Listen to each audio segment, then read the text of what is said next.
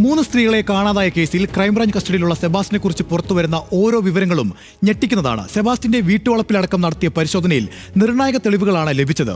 ചോദ്യം ചെയ്യലിനോട് സെബാസ്റ്റ്യൻ സഹകരിക്കാത്തത് ക്രൈംബ്രാഞ്ചിന് മുന്നിൽ വെല്ലുവിളിയായി തന്നെ നിൽക്കുന്നു. സെബാസ്റ്റ്യൻ സൈക്കോ കില്ലറോ എന്ന ചോദ്യമാണ് എല്ലാവരുടെയും മനസ്സിൽ.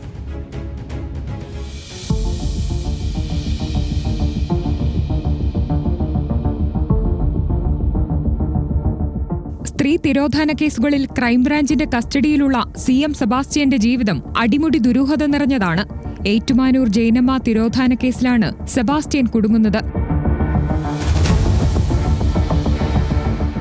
തുടർന്ന് നടത്തിയ അന്വേഷണത്തിലാണ് മറ്റു സ്ത്രീകളുടെ പേരുകൾ കൂടി ക്രൈംബ്രാഞ്ചിന് മുന്നിലെത്തുന്നത്. അയൽവാസികൾക്ക് പോലും എത്തിനോക്കാൻ ഭയമുള്ള സെബാസ്റ്റ്യന്റെ പള്ളിപ്പുറത്തെ വീട്ടുവളപ്പിൽ സ്ത്രീ തിരോധാന കേസുകളുടെ ഉത്തരമുണ്ടെന്ന് പോലീസും നാട്ടുകാരും കരുതുന്നു.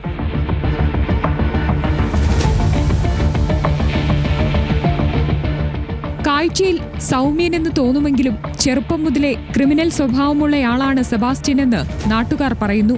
SSLC പഠനം പൂർത്തിയാക്കിയ ശേഷം സ്വകാര്യ ബസ്സിൽ ക്ലീനറായും ടാക്സി ഡ്രൈവറായും വാഹനവസ്തു ബ്രോക്കറായും പണം പലിശയ്ക്ക് നൽകിയുമെല്ലാം ഉപജീവനം.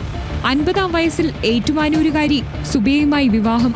സ്ഥിരതാമസം ഏറ്റുമാനൂരെങ്കിലും പല ദിവസങ്ങളിലും പള്ളിപ്പുറത്തെ വീട്ടിലെത്തിയിരുന്നു.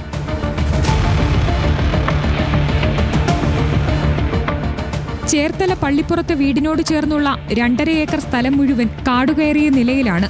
ഇതിനുള്ളിലെ കുളങ്ങളിൽ നിറയെ മാംസം തിന്നുന്ന പിരാന, ആഫ്രിക്കൻ മുഷി തുടങ്ങിയ മീനുകളെയും വളർത്തിയിരുന്നു. കാണാതായ കടക്കരപ്പള്ളി സ്വദേശി ബിന്ദു പത്മനാഭൻ, വാരനാട് സ്വദേശി ഐഷ എന്നിവരെ പരിചയപ്പെടുന്നത് വസ്തു ഇടപാടിന്റെ പേരിലാണ്. ഒടുവിൽ കാണാതായ ജൈനമ്മയുടെ സ്വർണ്ണാഭരണങ്ങൾ സെബാസ്റ്റ്യൻ വിറ്റതായും അന്വേഷണ സംഘം കണ്ടെത്തി.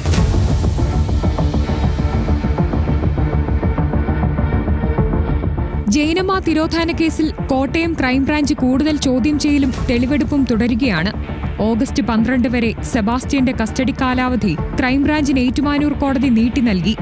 ഏറ്റുമാനൂരിൽ നിന്ന് കാണാതായ ജൈനമ്മയുമായി പരിചയമുണ്ടായിരുന്നതായി സെബാസ്റ്റ്യൻ സമ്മതിച്ചു. പ്രാർത്ഥനാ സംഗമങ്ങളിലൂടെയാണ് പരിചയപ്പെട്ടത്.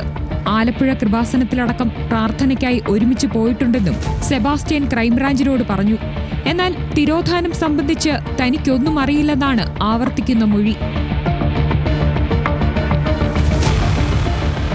കോട്ടയം വെട്ടിമുകളിലുള്ള സെബാസ്റ്റ്യന്റെ ഭാര്യ വീട്ടിൽ അന്വേഷണ സംഘം പരിശോധന നടത്തിയിരുന്നു. അവിടെ ഉണ്ടായിരുന്ന സെബാസ്റ്റ്യന്റെ കാറിൽ നിന്ന് കത്തി, ചുറ്റിക, ഡീസൽ മണക്കുന്ന കന്നാസ് എന്നിവ അന്വേഷണ സംഘം കണ്ടെടുത്തു. സെബാസ്റ്റ്യന്റെ വീട്ടിലെ അടുപ്പിൽ നിന്ന് ജൈനമ്മയുടേതെന്ന് സംശയിക്കുന്ന വാച്ചിന്റെ ഭാഗങ്ങൾ കത്തിച്ച നിലയിൽ കണ്ടെത്തി. ലഭിച്ച തെളിവുകളുടെ അടിസ്ഥാനത്തിൽ ജൈനമ്മയുടെ തിരോധാനവുമായി സെബാസ്റ്റ്യന് പങ്കുള്ളതായി അന്വേഷണ സംഘത്തിന് വ്യക്തത വന്നിട്ടുണ്ട്. ചോദ്യം ചെയ്യലിനോട് സെബാസ്റ്റ്യൻ സഹകരിക്കുന്നില്ലെന്ന് ക്രൈംബ്രാഞ്ച് ഇന്നലെ കോടതിയെ അറിയിച്ചിരുന്നു.